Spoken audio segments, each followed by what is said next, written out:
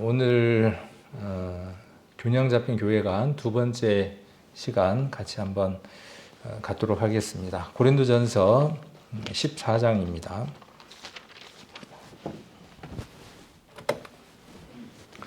고린도전서 14장 26절 그리고 40절 같이 한번 읽겠습니다.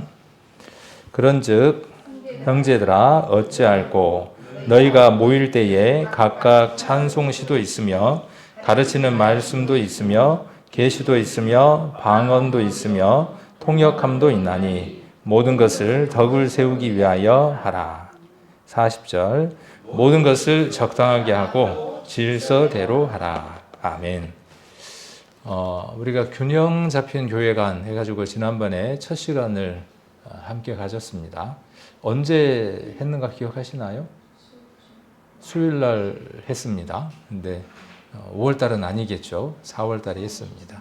혹시 그때 본문이 어디였는지 기억하시나요? 고린도전서 3장 16절 17절이었던 것 같아요. 그 내용은 무엇인가요? 한번 요약을 해보면 우리가 교회라는 것이죠. 우리가 교회입니다. 근데 우리가 교회인데 각각의 개개인들이 교회인데 그 교회는 하나님 앞에 어떤 형태를 유지해야 하느냐 하면 거룩해야 합니다. 왜냐하면 하나님이 주신 뜻이기 때문에 그렇습니다. 이 고린도전서 3장 16절 17절을 우리가 보이지 않는 무형의 교회라고 한번 이야기해 볼 수 있습니다. 보이지 않는 교회입니다. 그리고 우리는 너무나 잘 알고 있습니다. 교회는 에클레시아라고 해서 세상으로부터 불러낸 무리들입니다.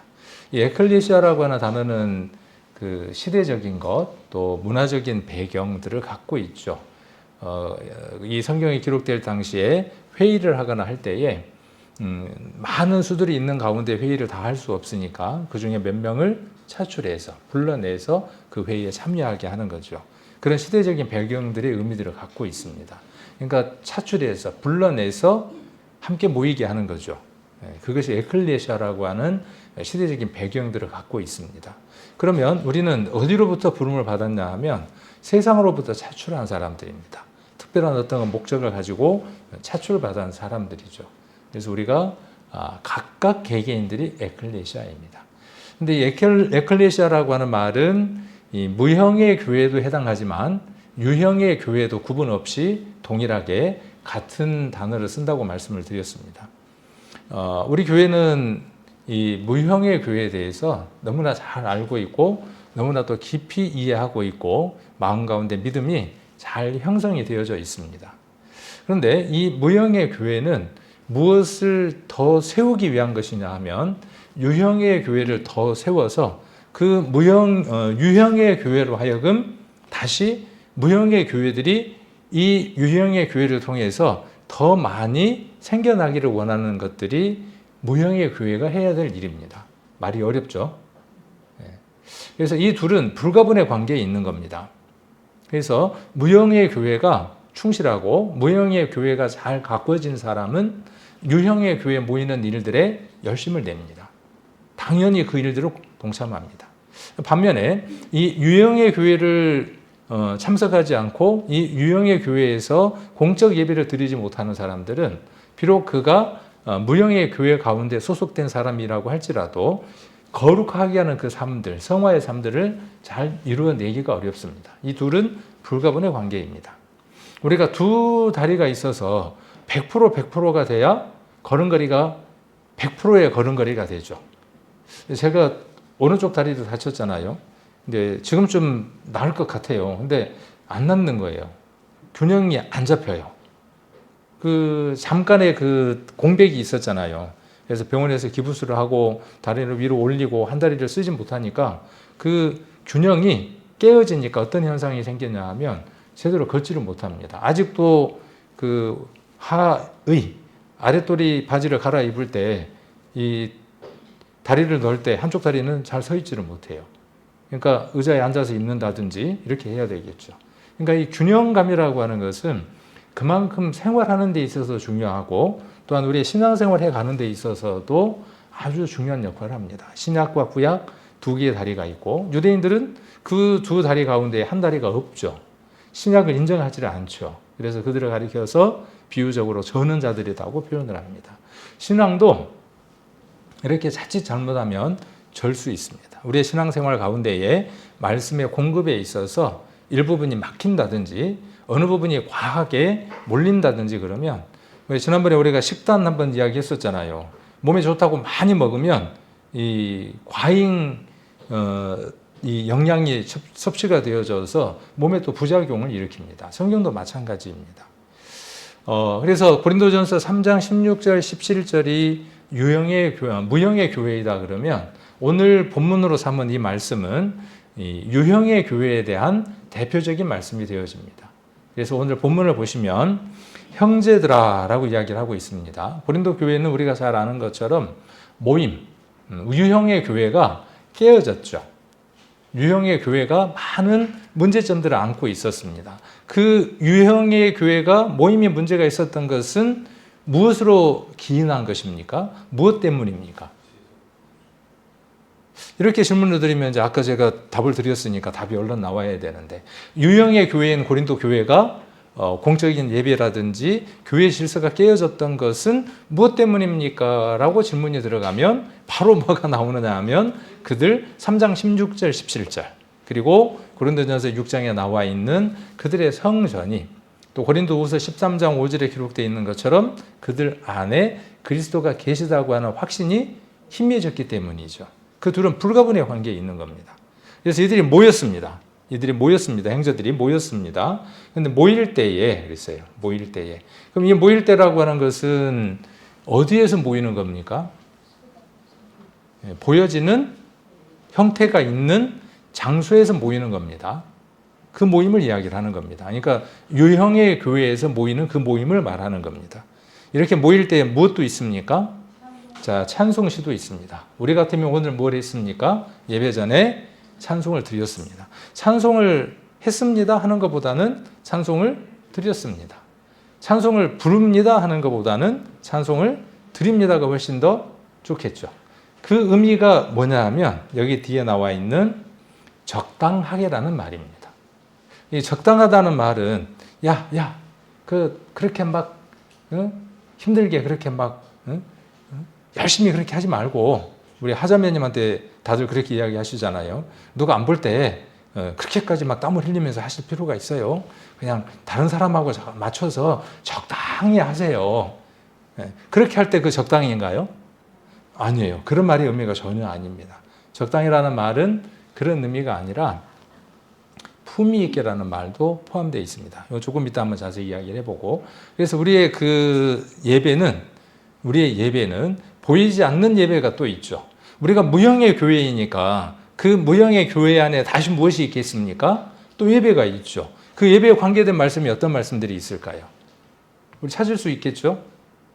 요한복음에 나와 있는 신령과 진정으로 드리는 예배. 그 다음에 로마서 12장에 나와 있는 우리 몸을 산 제물로 드리는 산제사, 영적 예배가 있습니다. 자, 이거는 우리가 구원받은 그날부터 언제까지 호흡이 멈추는 그날까지 끊임없이 지속되는 것이죠. 자, 그리고 또 하나의 예배가 있는 거죠. 어떤 예배가 있는 겁니까? 그 예배를 드리는 이들이 함께 모여서 공적으로 드리는 예배, 그 예배가 있는 거죠. 지금 우리가 그 예배를 드리고 있는 겁니다. 이 자리는. 자, 이곳에 무엇이 있느냐 하면 찬송시가 있는 겁니다. 찬양이 있고 그 다음에 있으며 그랬죠. 있어야 하는 거죠. 그 다음에 무엇이 있습니까? 가르치는 말씀도 있으며 우리나라 말 참 재밌죠. 도라는 말은 뭐예요?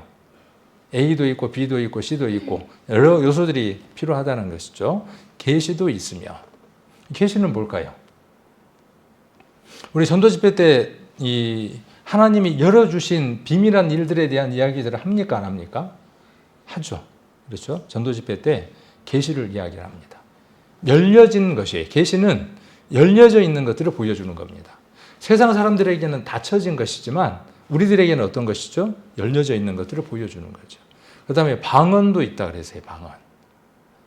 알아듣기 힘든 말이 뭡니까? 방언입니다. 우리가 설교를 듣고 난 이후에 어렵다, 이해가 안 된다 라고 하는 말을 우리가 뭐라고 이야기하기도 하냐 하면 방을 하는 것 같더라 이렇게 이야기하기도 하죠. 물론 설교자가 이해를 잘 시키지 못해서 어려울 수도 있습니다. 그러나 아직 내 믿음이나 나의 삶의 상태가 또 내가 알고 있는 영역의 부분이 아직도 거기까지 도달하지 못함으로 말미암아 언어적으로는 알아들을 수 있지만 그 의미들을 이해하지 못하는 방언도 있습니다. 그래서 우리가 무엇을 하느냐 하면 해별 교제들이나 이런 것들을 통해서 통역하는 일들도 하죠. 풀어지는 일들도 하죠. 물론 이 당시에 이 방언과 통역은 저희가 지금 말씀하는 그런 내용들하고는 조금 시대적인 면들이 다른 면들을 갖고 있습니다. 그 부분을 이야기하려면 오늘 본문의 내용을 다 이야기할 수가 없습니다. 그래서 방언과 통역함이라고 하는 것은 일반 뭐라 그러죠? 오순절 교회, 그러니까 오순절 교회들이 이야기하는 그 방언, 우리가 성령을 받으면 방언을 한다, 샬샬샬 하는 그 알아듣지 못하는 방언을 한다. 그것과는 조금 다른 방언이라고 우리가 이해해야 합니다. 그래서 통역함도 있고라고 이야기를 했습니다. 그러면 그것만 있겠냐는 거예요. 여러 가지 요소들이 있을 수 있겠죠. 저는 참 궁금하더라고요. 초대교회 때에 예수님이 십자가에 못 박혀 돌아가시고 부활하시고 그리고 난 이후에 초대교회가 형성이 됐을 거 아닙니까? 그리고 그들이 모였을 거 아닙니까? 그들은 어떤 성경을 갖고 읽었을까? 안 궁금하던가요? 아니, 궁금한 게 되게 많더라고요.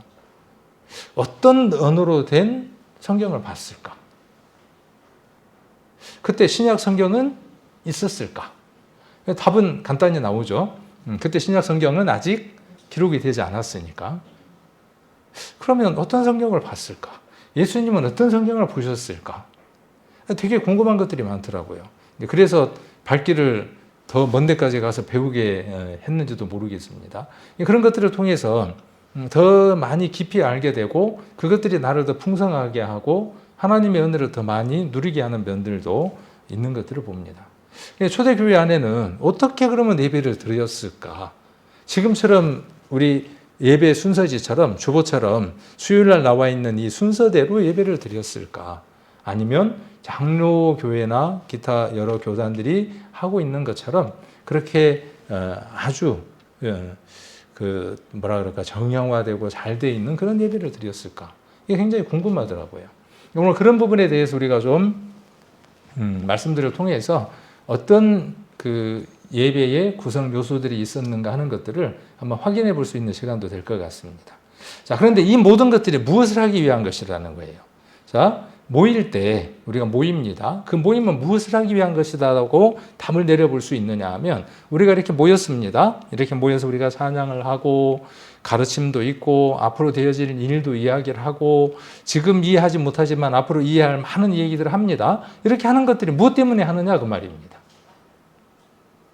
다른 말로 예배를 왜 드리냐는 겁니다. 공적 예배를 왜 드리냐는 겁니다. 그 안에 많은 예배 순서들이 있는데 날 쳐다보지 말라고요? 질문 안 할 테니까 걱정하지 마십시오. 예. 여기 답이 나와 있습니다. 26절 본문 안에 답이 나와 있습니다.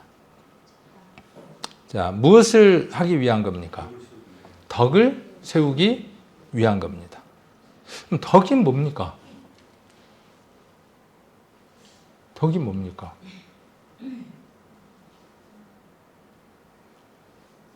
나 궁금하더라고요, 나는. 이렇게 읽으면 궁금해요. 덕이 뭘까? 떡에서 디귿을 빼갖고 덕이 됐을까? 그러면 덕을 세우는 위한 것이라 그랬으니까 덕을 세우는 사람의 이름은 덕자인가? 덕자가 덕을 세우는 사람인가? 우스갯소리입니다, 이것은. 웃으라고 지금 무거운 분위기를 조금 이렇게 한번 바꿔보려고. 그래서 앞으로 이제 덕자가 꼭 기억에 날 겁니다. 여러분들은 덕자가 돼야 합니다. 덕을 세우는 자가 돼야 합니다. 근데 덕이 무엇인지를 알아야 세울 거 아닙니까? 자, 여기 덕을 세운다라고 하는 이 부분, 덕을 세운다. 이 말은 우리말로 어떻게 되어져 있죠? 하나, 둘, 셋, 넷, 다섯 자죠, 글자가. 그죠? 근데 이 헬라어에서는 한 단어로 되어 있습니다. 한 단어. 그래서 그 단어가 어떻게 되어 있냐면 이런 단어로 되어져 있습니다. 오이코도메. 오이코도메. 말이 어려운가요? 오이코 더하기 도메입니다. 오이코스라고 하는 말에서 오이코라고 하는 말, 오이코라는 말은 뭐냐면 집 그런 뜻입니다. 도메라는 말은 무슨 뜻이냐 하면 세운다 그런 뜻입니다. 그러니까 오이코도메는 무슨 말이냐 하면 집을 세운다라는 뜻이에요. 그러니까 이게 비유적으로 쓰여진 글자라고 하는 것을 우리가 알 수 있겠죠. 비유적으로 쓰여졌으니까 이 비유적인 것들을 우리가 우리말로 번역을 하면서 우리가 충분히 이해할 수 있는 우리말로 순화하면서 번역이 된 겁니다. 번역이 아주 잘 돼 있는 번역입니다. 덕을 세운다는 말은요. 덕은 무엇이죠? 다른 사람들을 위한 것이죠. 그리고 세운다라고 이야기를 했기 때문에 번역은 비교적 좋은 번역입니다. 그래서 집을 세운다 그런 뜻입니다. 이 말은 어떤 뜻이냐 하면 영적 성장과 믿음의 공동체를 세우는 것을 집을 세우는 것에 비유해서 한 말입니다.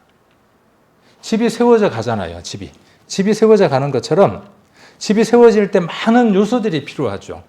그 안에는 이렇게 이야기하니까 뭐가 떠오릅니까? 우리 에베소서라든가 이런 성경들이 떠오르죠. 하나의 우리가 지체가 되어져서 그리스도의 몸을 이루어가는 몸을 세운다라고 이야기를 했죠. 그때 몸을 세운다라고 이야기할 때에도 오이코도메라고 하는 똑같은 헬라 단어가 쓰입니다.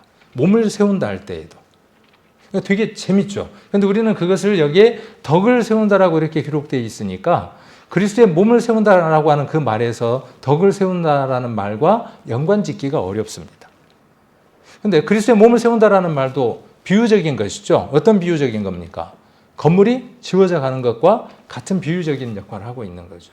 그러니까 저와 여러분은 뭘 해나가는 사람들이냐 하면 건축의 한 부자재가 돼서 그 일들을 이루어 나가는 거죠. 해나가는 것이죠. 자, 그래서 공적인 예배는 무엇을 하기 위한 것이냐 하면 거기에 있는 요소들에 충족되어져야 될 것들이 무엇이냐 하면 찬송도 있고 말씀도 있고 여러 가지 것들이 있지만 그 모든 것들은 다 무엇을 하기 위한 것이냐 하면 그리스도의 몸을 세우는 것처럼 그렇죠? 여기 덕을 세우는 것이다. 건물을 세워나가는 것이다 라는 거예요. 여기 고린도전서 14장에만 덕을 세운다는 말이 몇 번 나올까요? 얼른 세어봐야 되겠죠. 3절에도 나옵니다. 재밌어요. 3절에도 덕을 세운다고 나오고 4절에도 나옵니다. 그리고 5절에도 나오고 12절에도 나옵니다.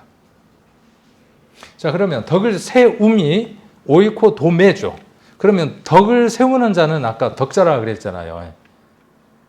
근데 우리 성경에 그것을 덕자라고 이야기를 안 하고 무엇이라고 이야기했느냐 하면 청지기라고 번역을 했습니다. 어디서 들어본 것 같죠? 네. 그럼 청지기는 뭐 하는 사람일까요? 청지기는 뭐 하는 사람이에요? 오이코스. 오이코스라는 말과 노모스라고 하는 두 개의 말이 합쳐진 겁니다. 그러니까 오이코스라는 말은 뭐냐 하면 아까 똑같아요. 집이에요, 집. 도메라는 말은 세운다는 말이고 노모스라는 말은 무슨 뜻이냐 하면 노모스라는 말은 법 그런 뜻입니다. 그러니까 율법은 헬라 말로 뭐가 되겠습니까? 노모스예요. 그러면 이 오이코노모스라는 말은 무슨 말이냐 하면 집에서 뭐 하는 사람이죠? 규율과 법을 세워나가는 사람이 어떤 사람이냐 하면 청지기입니다. 고린도전서 4장을 한번 보겠습니다. 고린도전서 4장입니다. 4장 1절입니다. 사람이 마땅히 우리를, 그러니까 우리는 누구겠습니까? 바울을 포함한 복음을 전하는 자들을 통칭한다라고 이야기할 수 있겠죠. 우리를 그리스도의 일꾼이요 하나님의 비밀을 맡은 자로 여길지어다. 이 맡은 자라는 말이 맡은 자라는 말의 의미가 청지기입니다. 근데 우리 성경에는 그냥 맡은 자이죠. 한글 킹 제임스 버전에는 이걸 무엇이라고 기록하고 있느냐 하면 청지기라고 이야기를 하고 있습니다. 그러니까 바울은 자기 자신을 지금 뭘로 이야기하고 있는 거죠? 청지기라고 지금 말하고 있는 거예요. 오이코노모스라고 이야기를 하고 있는 겁니다. 또 베드로전서 4장도 한번 보겠습니다. 베드로전서 4장입니다.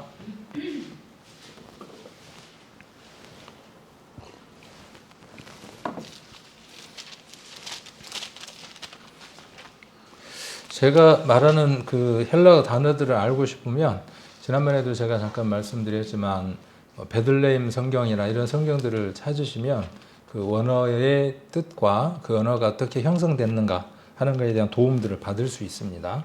그리고 그렇게 도움받은 것들은 이렇게 성경을 더 확장시켜서 이해하는 데 도움을 가져다 줍니다. 4장 10절 한번 봅니다. 같이 한번 4장 10절 한번 읽겠습니다. 각각 은사를 받은 대로 하나님의 각양 은사를 맡은 선한 청지기 같이 서로 봉사하라. 여기 제가 보는 성경에도 청지기를 오이코노모이라고 이렇게 거기다 번역을 해 두었네요.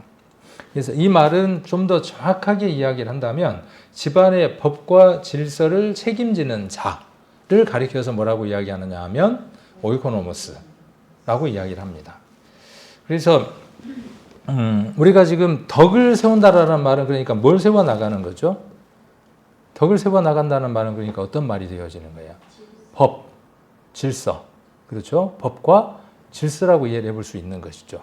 그러니까 공적 예배를 드릴 때에 그 예배 안에 여러 요소들이 있는데 그 요소들은 무엇을 하기 위한 것이라는 거죠? 공적 예배는 무엇을 하기 위한 목적이라는 거예요.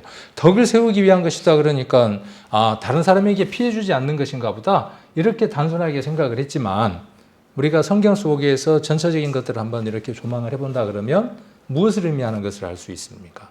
이 모든 것들이 무엇을 이루어야 하는 거죠? 여기 법과 질서가 책임지게 이루어져 가야 한다는 겁니다. 그 책임이 누구에게 있는 겁니까? 저와 여러분에게 있는 겁니다.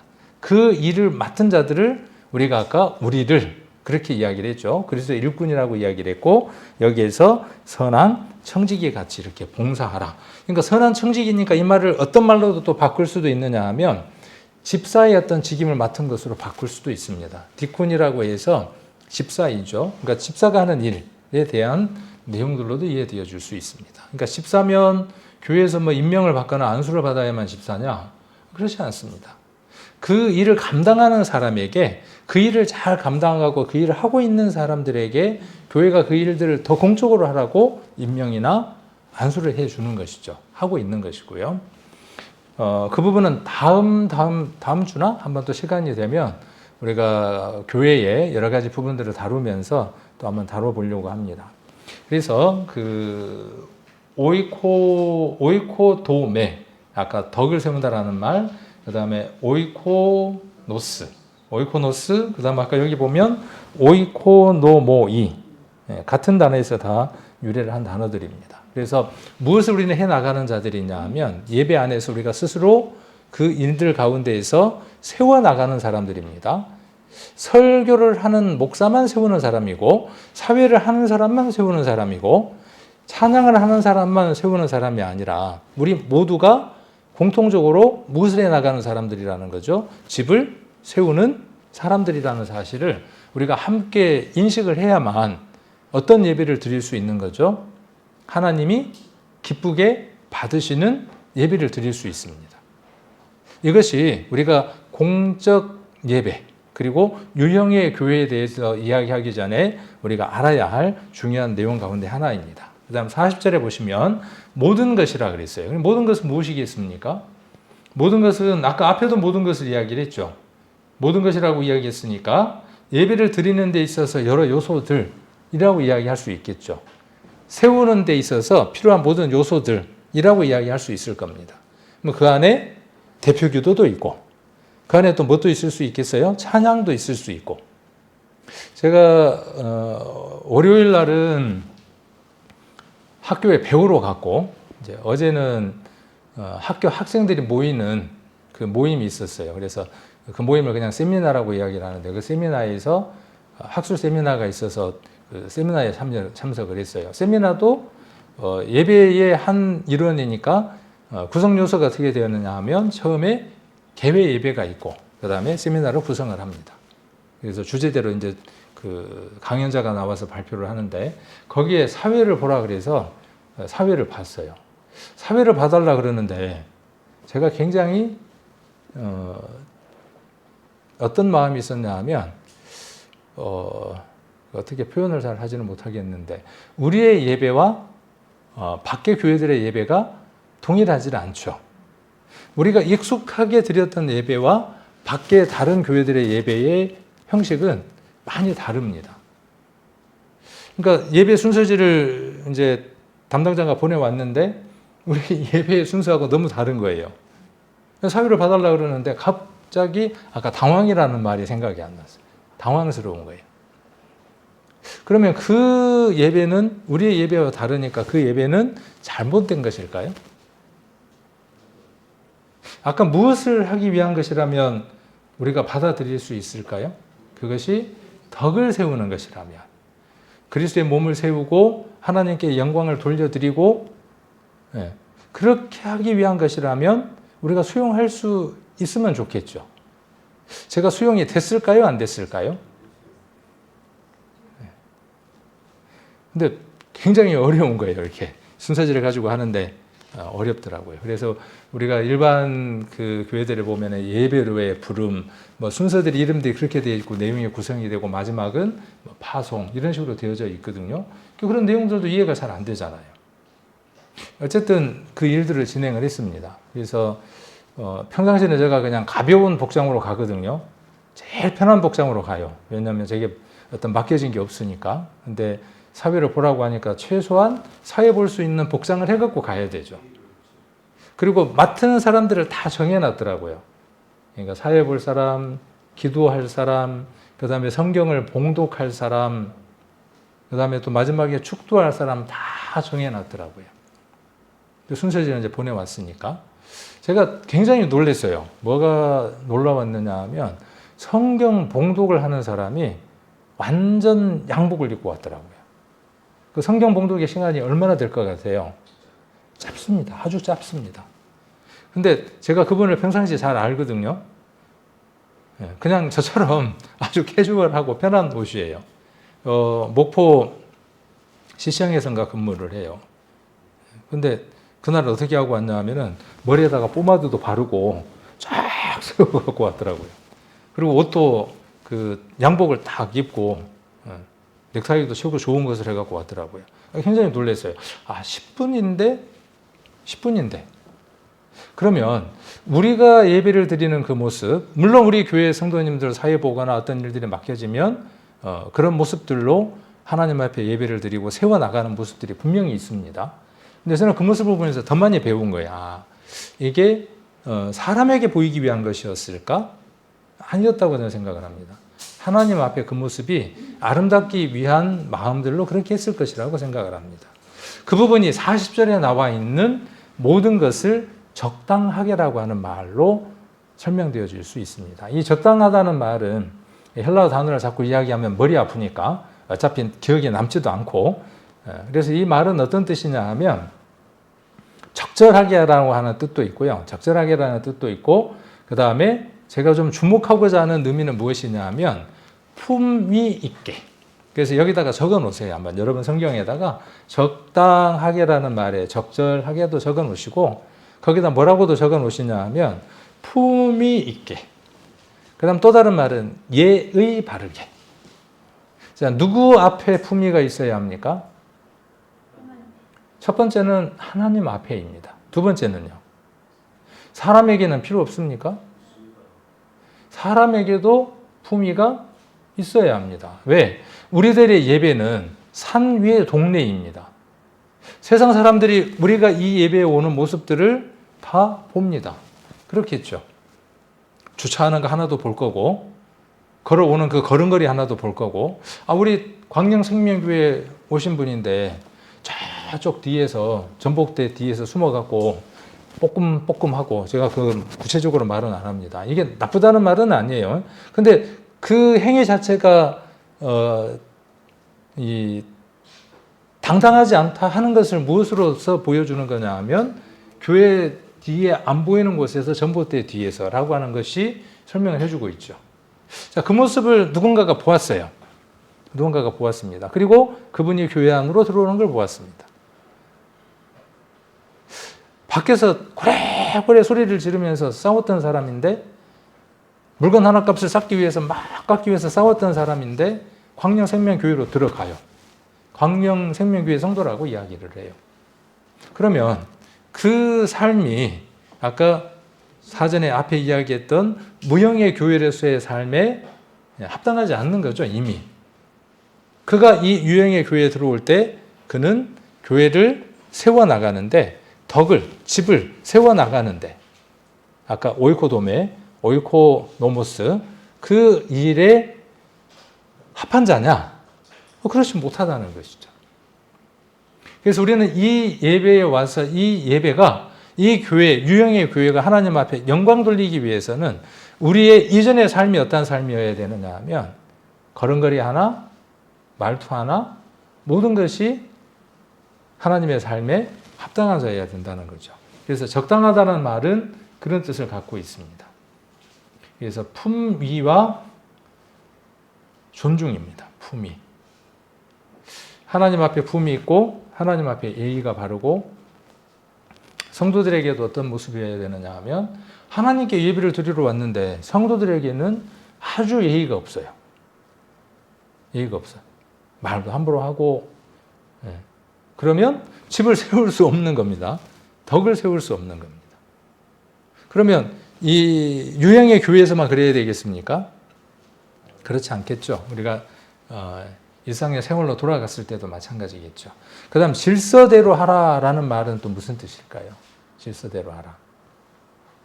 말 그대로 질서에 따라, 그런 뜻입니다.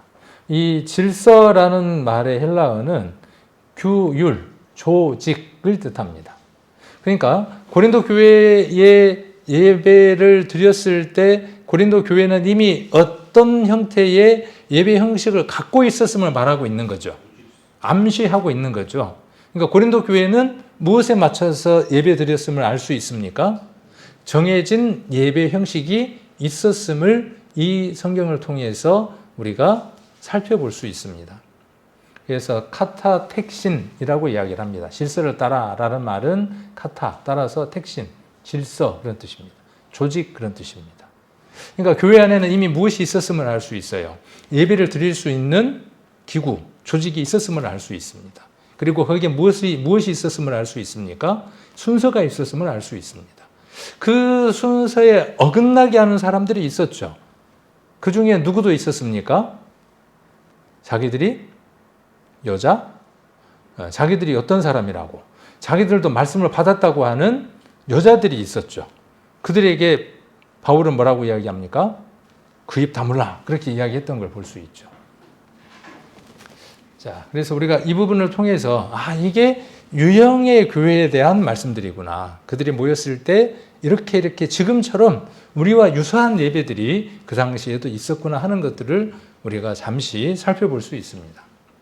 지난번에 식단 얘기를 했었죠. 그래서 식단은 중요합니다. 골고루 먹는 것. 그 다음에 무형의 교회, 유형의 교회가 있는데 우리가 균형 잡힌 교회 되는 것이 중요하다고 말씀을 드렸습니다. 그래서 서두에 지금 아까 본문을 갖고 중요한 내용을 이야기를 했기 때문에 뒤에 나와 있는 슬라이드는 우리가 이렇게 이제 보면서 잠깐 설명하면서 이렇게 넘어가는 시간을 갖도록 하겠습니다. 그래서 우리는 어디에다가 좀 더 많은 의미들을 좀 부여해 줘야 되느냐 하면 이곳에다가 우리가 좀 더 많은 지식들을 부여할 필요가 있습니다. 그동안에 우리가 알고 있는 무형의 교회에 대한 지식들은 넘칩니다. 충분히 과할 정도로 많은 내용들을 갖고 있고, 그것이 오히려 과유불급해서 어떤 부작용을 갖고 오기도 합니다.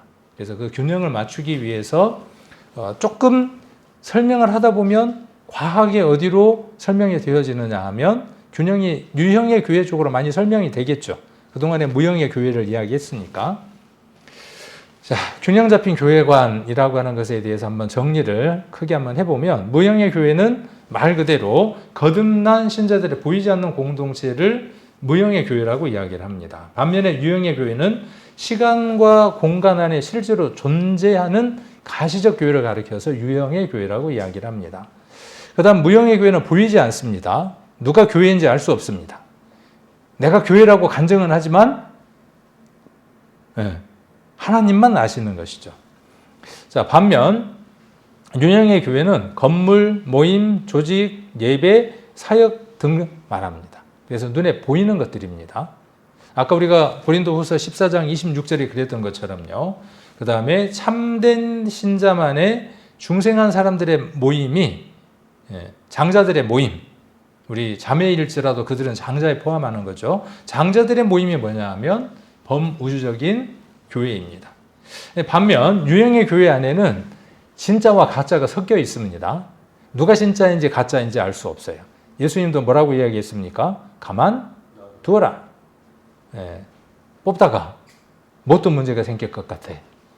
그래서 가만 두어라 그렇게 말씀하십니다. 그래서 신자와 면목상의 신자, 진짜와 가짜가 섞여 있습니다.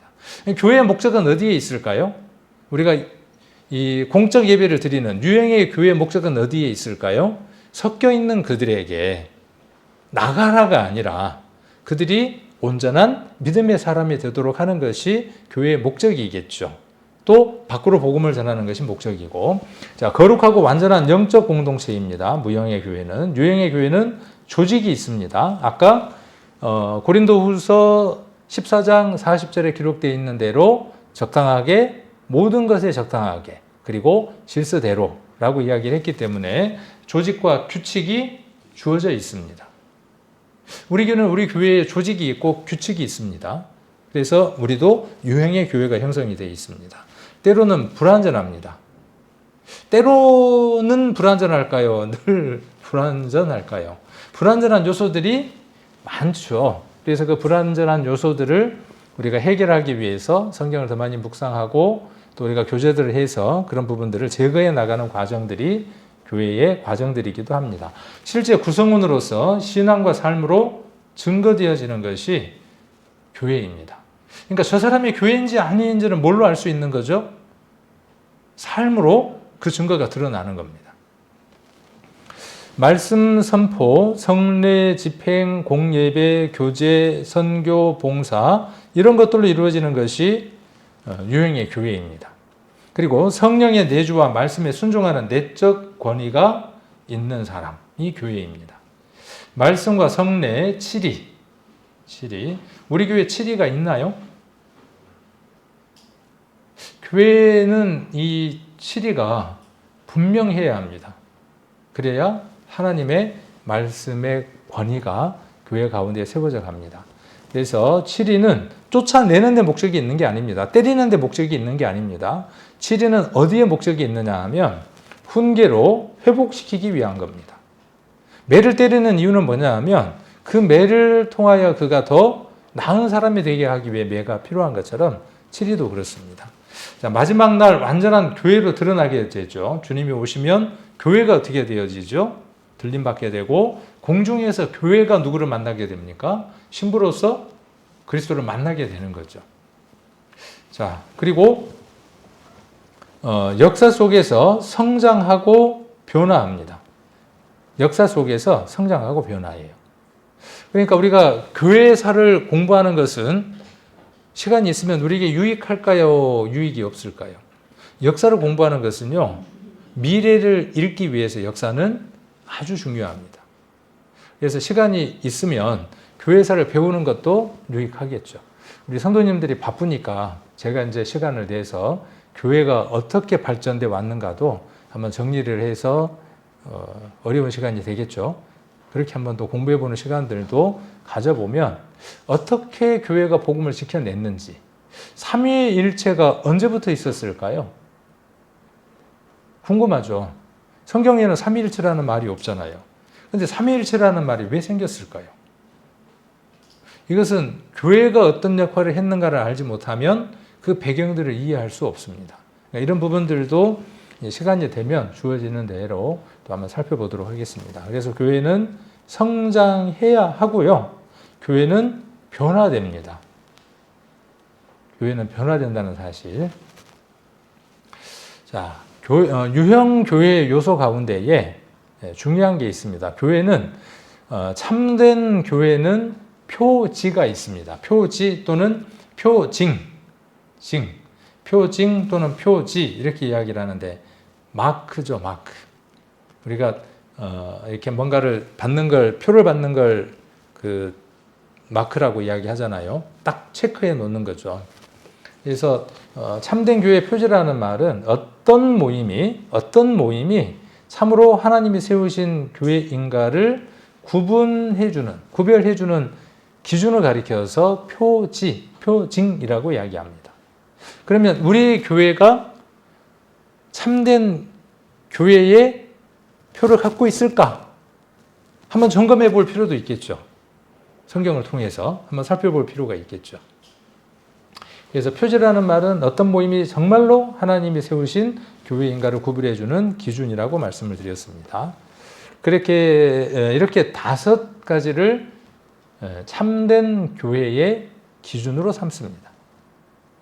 그러니까 이 가운데에 어떤 요소가 결여되어 있다면, 없다면 참된 교회로 보기가 어렵습니다. 교회, 신앙생활 하는 데 있어서 그 첫 번째가 뭐냐 하면 말씀 선포입니다. 말씀이 선포되지 않으면 교회라고 이야기할 수 없습니다. 그리고 두 번째가 성례가 집행되어야 합니다. 그리고 세 번째가 교회 치리와 권징입니다. 네 번째가 공예배가 이루어져야 하고, 그러니까 유튜브 시대가 코로나19 때문에 유튜브 교회가 생겼어요. 유튜브 교회라는 말이 생겼어요. 교회를 아예 안 갑니다. 아까 이야기했던 대로 무형의 교회에 심취한 사람들이 뭐하러 이렇게 바쁜데 교회 가냐는 거예요. 내가 교회인데, 하나님 나라에 갈 사람인데. 그러니까 정해진 시간에 내가 편하게 뭐 하자는 거죠? 유튜브로 예배를 드린다는 거예요. 근데 그 예배가 예배일까요? 예배가 아닙니다. 그러면 왜 그걸 예배가 아니라고 말해야 될까요? 오늘 그걸 여러분들이 제시할 수 있어야 돼요. 오늘 이 내용들을 통해서 여러분들이 그거를 제시할 수 있으면 잘 말씀을 들은 시간이 될 겁니다. 그리고 성도의 교제가 있어야 하고 선교와 봉사가 있어야 합니다. 이렇게 균형을 이루어야 그것이 참된 교회의 기준입니다. 하나씩 한번 살펴보면, 말씀 하나씩 찾으면 좋지만 시간이 오늘 없기 때문에 제가 읽으면서 그냥 넘어가도록 할게요. 말씀 선포는 성경 말씀을 바르게 선포하는 겁니다. 말씀을 선포하는데 잘못 선포하면 의미가 없는 거죠. 바르게 선포하는 겁니다. 이것이 교회의 본질입니다. 자, 무엇을 전해야 될까요? 복음입니다. 복음. 그래서 제가 복음을 바르게 전하기 위해서 애를 쓰고 있죠. 다 알고 있는데도 불구하고 근래에는 다시 한번 또 끄집어내 갖고 복음에 대해서 또 한번 설명을 하고 있죠. 왜요? 복음이 교회가 전해야 할 가장 먼저 된 말씀의 선포이기 때문에 그렇습니다. 그래서 하나님의 계시를 전하고 교회를 양육하고 세상을 향해서 복음을 증거하는 겁니다. 세상을 향해서 복음을 전해야 하지만 그 복음을 전해야 할 가장 첫 번째 장소가 어디냐 하면 이 유형의 교회 모임입니다. 자, 그리고 두 번째가 뭐냐 하면 성례를 집행하는 겁니다. 거룩한 예식을 집행한다는 말인데, 성례에는 2가지가 있습니다. 그 첫 번째가 뭐냐 하면 여러분들이 잘 아는 것처럼 침례입니다. 이 침례는 무엇을 포함하는 거죠? 물 침례와 성령 침례를 함께 다 이야기하는 것이죠. 말씀으로 우리가 구원을 받는 그 성령 침례가 있어야 하고, 그 성령 침례를 받은 사람이 무엇이 필요하죠? 성도들 앞에 내가 그리스도로 말미암아 죽은 자이고 그리스도와 함께 부활한 자라고 하는 것을 드러내는 그 침례도 함께 있어야 하는 거죠. 그러니까 두 번째가 뭐냐 하면 성만찬이죠. 그 성만찬도 무엇과 동일합니까? 아까 그 침례와 동일하죠. 내가 그리스도와 함께 죽었고 그리스도께서 나를 위해서 죽으셨다고 하는 것을 확인하는 시간이 우리가 만찬의 시간이기도 하죠. 그래서 성례를 통해 하나님의 은혜를 눈에 보이게 확증하고 경험하는 겁니다. 많은 사람들에게 보이는 거죠. 내가 그리스도의 몸의 한 부분이라고 하는 것을 침례를 통해서, 만찬을 통해서 드러내는 겁니다. 이게 없으면 교회가 맞다고요? 틀리다고요? 기준에서는 교회 아니다고요. 유형의 교회가 아니다고요. 유형의 교회에는 이 요소가 충족이 돼야 된다고요. 그 다음에 세 번째가 교회의 치리와 권징입니다. 교회의 치리와 권징은 누가 하겠습니까?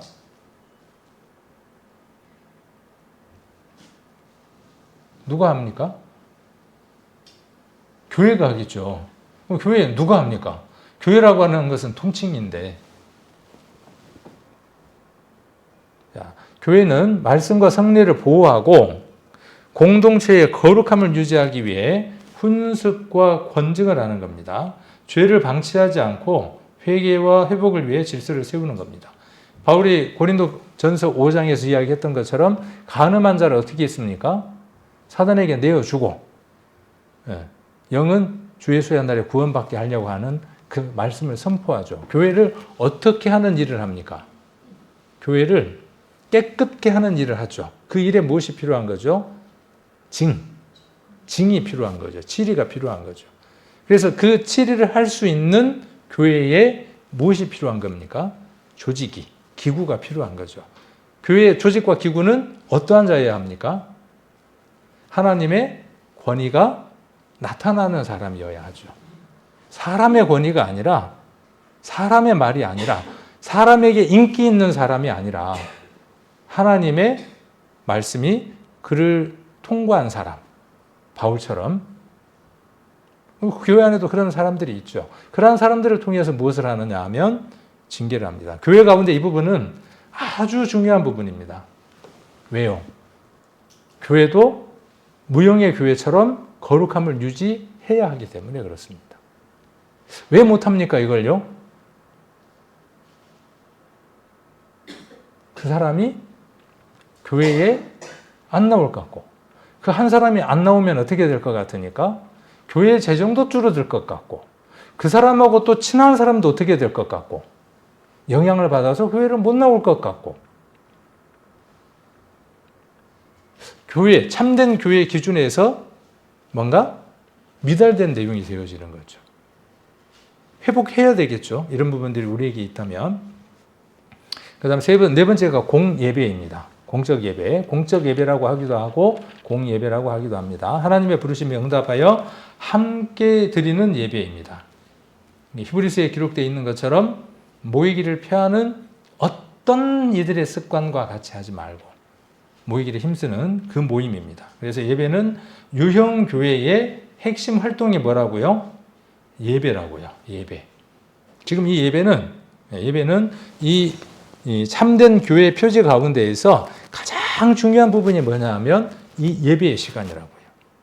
그러니까 이 예배에 참석하지 않는 사람은 공간적인 걸 이야기하는 겁니다. 아까 뭐라고 그랬으니까 시간과 공간에 함께 하는 사람들을 이야기하는 겁니다. 유형의 교회는. 그가 무형의 교회의 일원일지는 모르지만 유형의 교회의 일원으로서 그의 역할을 다 감당하지 못하는 사람입니다. 균형 잡힌 신앙이 아닌 겁니다. 그렇게 해서 천국 간다, 복 받는다라고 말하는 것이 아니라 그것이 구원받은 하나님의 자녀로서 마땅한 열매라고 이야기를 하는 겁니다. 나타나는 증거라고 지금 말하는 겁니다. 자, 그 다음 성도의 교제입니다. 교제는 단순히 모이는 것 이상으로 서로 사랑하고 돕는 공동체적 교제입니다. 그리고 물질적, 정서적, 영적 돌봄을 주는 겁니다. 그리고 선교와 봉사입니다. 교회는 복음을 땅끝까지 전하는 사명을 수행하며 한 사람이 없을지라도 왜 우리가 전도 집회를 합니까? 한 사람이 없을 때가 더 많은데 그래도 우리가 해야 될 일이기 때문에 이 일을 감당하는 거죠. 교회로서 그 기준으로서 표지로서 부합한 삶을 살아가기 위해서 우리가 열정을 내는 일부분 가운데 하나입니다. 그래서 세상 속에서 빛과 소금의 역할을 하는 것입니다. 구제, 교육, 치유, 사회적 책임 사역도 포함되어집니다. 자, 공적 예배에 대해서 좀 살펴보려고 합니다. 오늘 시간이 많이 가버리네요. 공적 예배에 대해서 한번 살펴보면 이 공적 예배는 예배라고 하는 것은요, 두 가지 요소가 있습니다. 그러니까 예배를 드린다라고 했을 때 예배를 드렸다. 아까 이야기했던 무형의 예배 말고요. 개인적으로 드리는 그 예배 말고 우리가 함께 드리는 그 예배를 드릴 때에는 반드시 두 가지 요소가 들어있어야 합니다. 그 첫 번째가 뭐냐 하면 내려오는 요소가 충족이 돼야 하고 또 하나는 위로 올라가는 요소가 충족이 돼야 합니다. 그럼 내려오는 요소는 뭡니까? 우리가 예배 순서지를 만들 때 아까 고린도전서 14장 26절에 무엇도 있으며 라고 이야기를 했잖아요. 그러면 그 요소 가운데 무엇이 있어야 하는 거예요? 내려오는 요소가 있어야 하고 올라가는 요소가 있어야 한다고요. 예배에는. 이런 거 들어보셨나요? 그냥 예배 드리면 된다고 이야기를 했지. 근데 말씀 속에 이러한 내용들이 다 들어있다고요. 이것도 우리가 정리해서 배우지 않았을 뿐이지.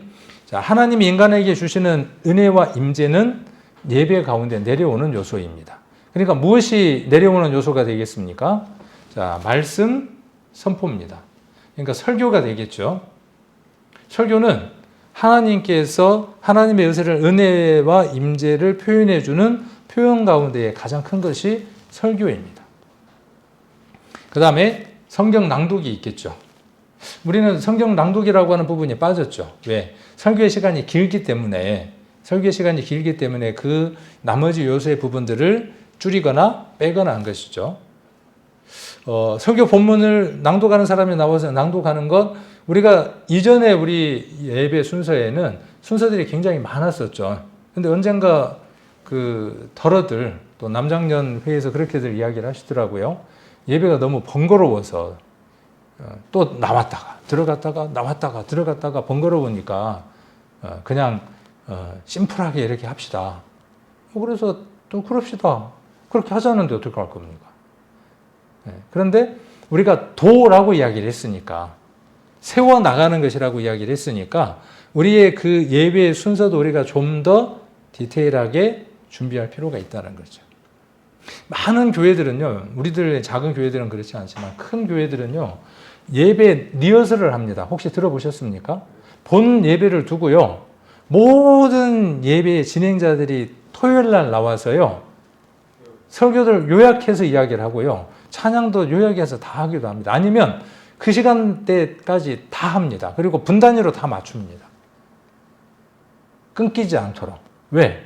그것이 세워나가는 것이고 하나님으로부터 오는 많은 은혜들이 임해야 하고, 아까 40절에 기록되어 있는 대로 품위 있고 예의 있고 질서대로 순서대로 진행이 돼야 되기 때문에, 그래서 우리가 좀 더 진중해 보게 해요. 우리의 그 예배 순서들이나 이런 것들에 대해서 좀 더 가볍게 생각하지 말고 진중하게 이런 순서들도 한번 어떻게 세워나갈 건가, 어떻게 우리가 은혜를 함께 누릴 수 있을 것인가 하는 그 요소들을 한번 찾아가 보게 해요. 신중하게. 왜? 이렇게 요소들이 있으니까. 자, 그리고 성례전의 시행입니다. 성찬, 침례. 그 다음에 축복선언. 하나님의 예배의 마지막에 목회자가 선포하는 축도입니다. 이런 부분들이 참 불편해요. 제가 설교할 때마다. 왜냐하면 우리 교회는 해오질 않았고, 왜? 축도할 수 있는 목사가 없었으니까. 그러니까 축도는 필요 없다라고 이야기를 했어요.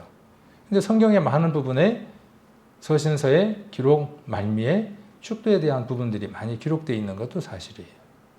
이 부분도 우리가 좀 더 그 서로들 교제들이 필요하겠죠. 도라고 이야기를 했으니까 빼버리는 것보다는 우리가 이러한 요소들을 찾아서 세워나가는 부분들도 누가 해야 될 일이냐 하면 우리가 해야 될 일들이죠. 함께. 그 다음에 하나님의 임재를 체험하는 겁니다. 성령의 감동, 위로, 회복입니다. 그래서 위에서 내려오는 요소는, 자, 묵상이겠죠. 말씀 봉독이겠죠. 설교겠죠. 그리고 축도겠죠.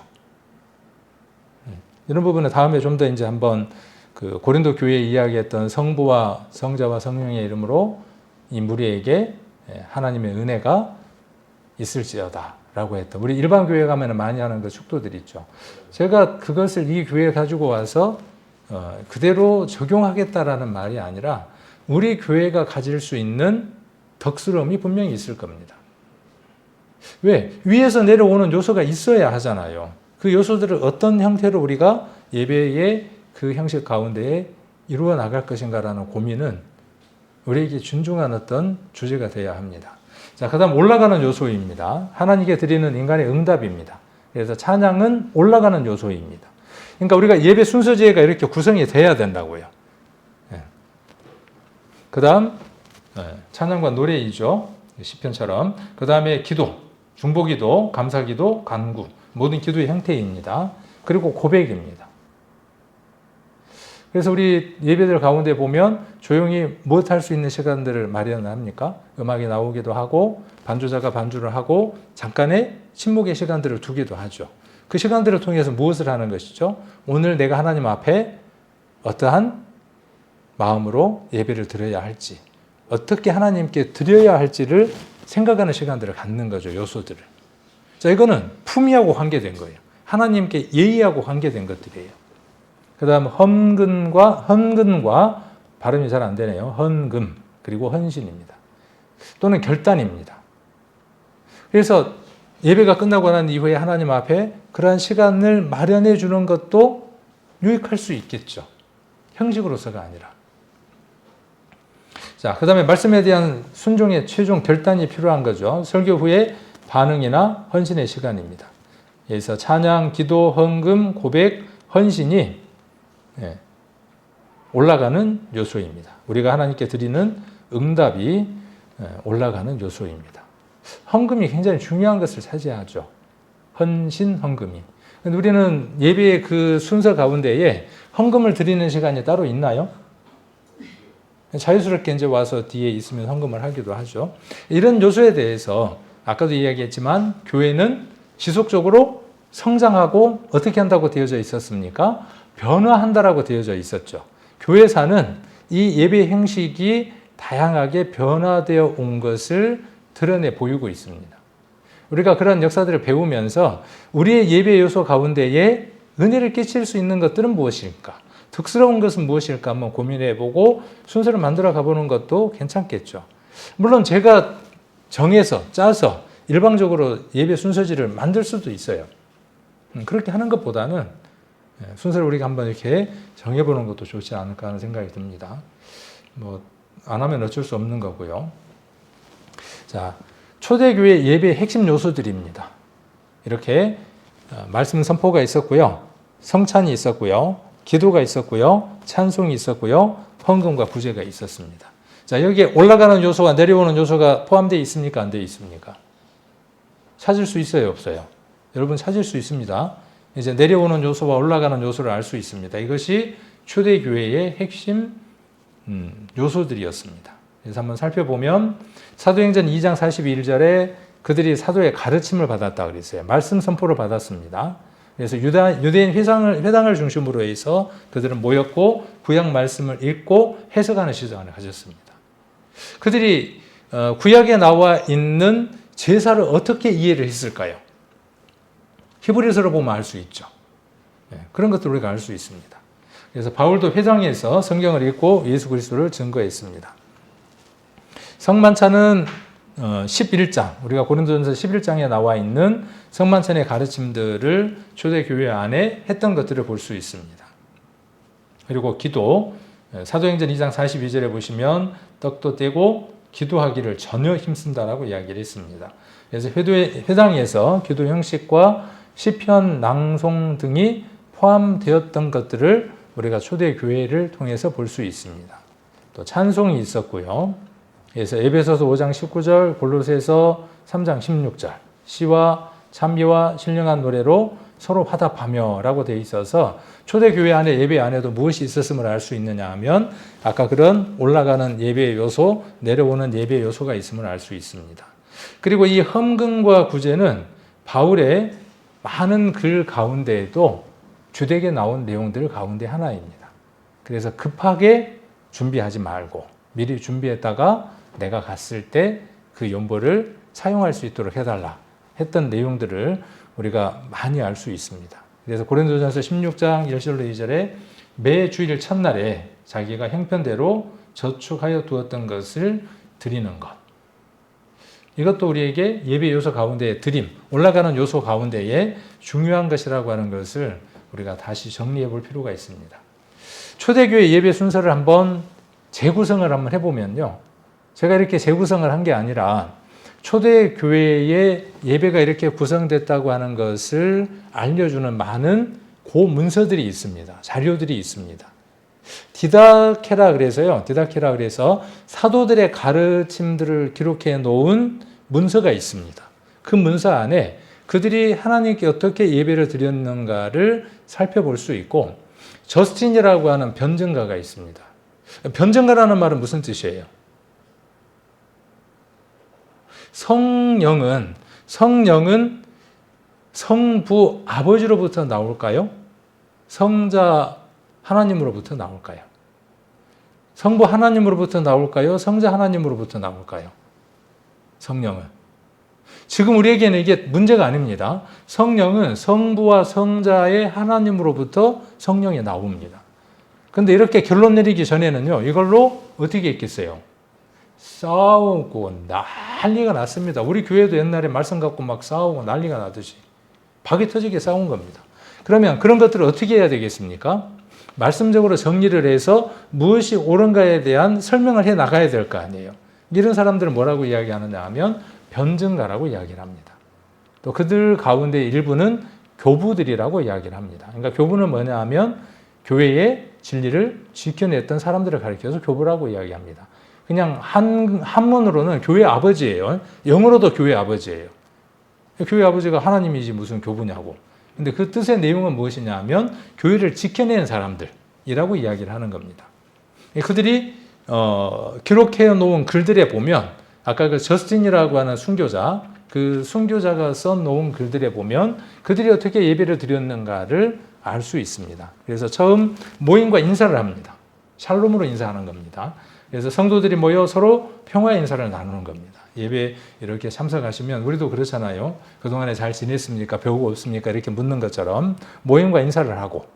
그러니까 우리의 그 예배 순서 가운데 이런 내용들이 포함되면 좋겠다라고 생각이 들어서 초대교회의 기록들을 제가 가져온 겁니다. 두 번째가 찬송과 감사입니다. 시편이나 찬양을 부르며 하나님의 은혜를 찬양합니다. 세 번째가 말씀 읽기입니다. 성경 봉독이 될 수도 있겠네요. 구약 성경 사도들의 가르침을 읽습니다. 그리고 네 번째가 말씀 해설과 가르침입니다. 우리 같으면 말씀 선포가 되겠죠. 사도나 지도자가 말씀을 해석하고 가르칩니다. 그리고 공동 기도가 있습니다. 감사, 중보, 회개 기도를 함께 드립니다. 그리고 여섯 번째 애찬, 성찬의 시간이 있습니다. 사도행전에 기록되어 있는 것처럼. 그리고 일곱 번째가 헌금과 나눔입니다. 그래서 가난한 자, 과부, 고아를 위해 헌금하고 나눕니다. 그리고 여덟 번째가 파송입니다. 세상 속으로 나아가 복음을 전하고 삶으로 증거하도록 파송합니다. 이렇게 예배 순서지들이 구성이 되어 있습니다. 우리 교회는 그냥 어떻게 되어 있는지 모르지만 많은 교회들은 이것에 입각해서 순서들을 만들었습니다. 그러면 그게 그들이 만든 게 아니라 초대교회의 내용들에 근거해서 그렇게 만들었다라고 한번 생각을 해볼 수 있습니다. 디다케라고 해서 이 디다케라고 하는 것은 12사도의 가르침을 뜻하는 거예요. 디다케 12사도가 가르쳤다라고 하는 것인데 초대교회 신자들을 위한 신앙과 예배 지침서였어요. 디다케라고 하는 게 궁금하죠. 혹시 지난번에 제가 잼미나이라고 하는 거 소개해드린 적도 있습니다. 아니면 챗 GPT도 있습니다.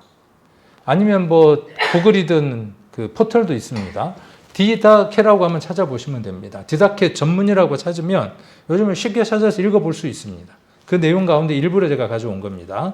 디다케 14장에 주일의 날에 함께 모여 주의 만찬을 나누고 감사를 드려라. 그리고 너희의 죄가 먼저 고백되어야 하리니 깨끗하지 않은 채로 주의 희생 제물에 참여하지 말라. 그리고 마침내 주님, 당신은 거룩한 교회를 온전하게 하시고 세상의 모든 끝까지 모아 주옵소서.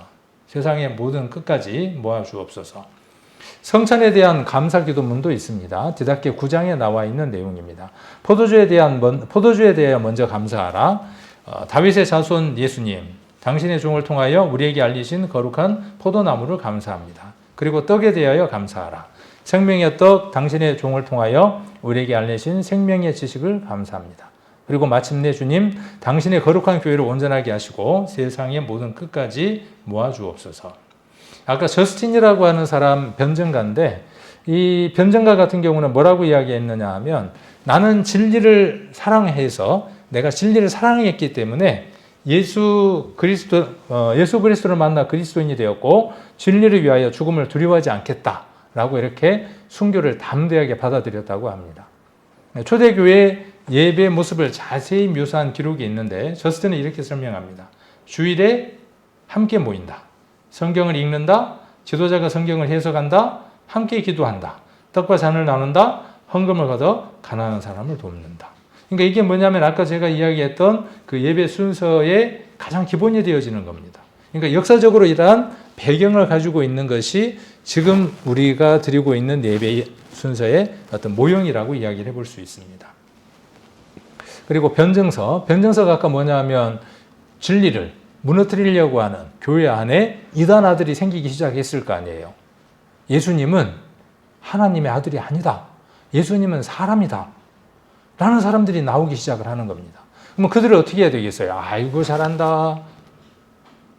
영만 거룩하면 되지. 몸은 어떻게 살아도 상관이 없다. 아이고 맞다. 그러면 되겠습니까? 그게 아니라고 이야기하는 사람들이 있어야 되겠죠. 그 사람 중에 한 사람이라는 겁니다. 일요일 태양의 날에 우리가 한 곳에 모입니다. 사도들의 기록이나 예언서를 읽습니다. 시간이 허락하는 대로 읽은 후 인도자가 권면과 권고를 통해 가르칩니다. 그 다음 모두 함께 일어나 기도합니다.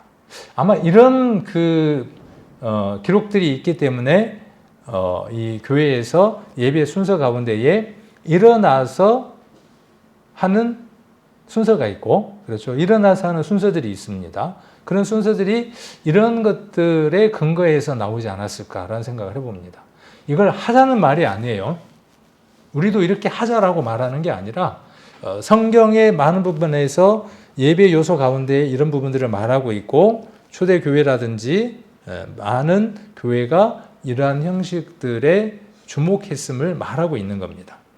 기도가 끝나면 빵과 포도주와 물을 가져와 인도자가 또 감사와 축복을 하며 기도하고 백성들은 아멘으로 화답합니다. 그래서 우리 교회가 하나님 앞에 아름답게 드릴 수 있는 예배의 순서, 그리고 누군가가 우리의 예배에 참석을 했을 때 그 사람이 이 교회 예배 순서 가운데에서 은혜를 받고 돌아갈 수 있는 예배의 순서를 한번 신중하게 고민을 해봤으면 합니다. 그래서 여기에 나와 있는 이런 것들이 기준이 될 수도 있을 것이고, 이것이 성경에 나와 있는 것을 기준으로 해서 이러한 기준들을 가지고 있으니 우리도 어떤 표본들을 가지고 그 순서대로 한번 우리가 예배를 드려보고, 그 속에서 우리가 조금 순서가 어울리지 않는 것들은 첨삭을 하든지 이렇게 해서 지금의 예배 순서보다는 좀 더 우리가 은혜롭고 하나님께 영광을 돌릴 수 있는 그런 공적 예배의 순서가 됐으면 좋겠다 하는 것도 한번 제시도 하고, 또 우리도 우리의 예배 가운데에, 이 공적 예배 가운데에 우리가 어떻게 참석을 해야 하는지, 또 어떤 요소들이 있어야 되는지를 한 번 더 알았으면 하는 마음에서 이미 알고 있지만 그 내용들을 말씀으로 한번 확인해 보기 위해서 오늘 이런 시간들을 가졌습니다.